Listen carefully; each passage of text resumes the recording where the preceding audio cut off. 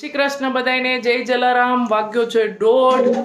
હમણાં થોડુંક જમવાનું વહેલું થશે, સુવાનું મોડું થશે, કારણ કે મારી દીકરીની એક્ઝામ ચાલુ છે અને હું જાતે જ ભણાવું છું.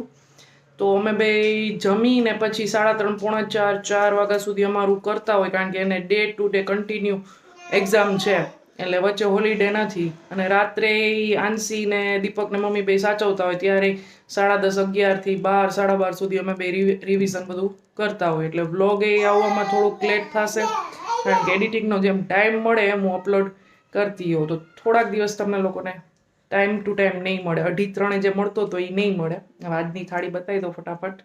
આમાં છે મસ્ત તીખી મગની દાળ, રોટલી છે, ભાત છે, કાચી કેરી એમને મોલી અવેજવાળી છે એ છે, અને આ મરચા સાથે સંભારો કર્યો છે, પાપડી છે, દહીં વઘારેલું કર્યું હતું એ વૈધું છે એ છે, ગોળ છે.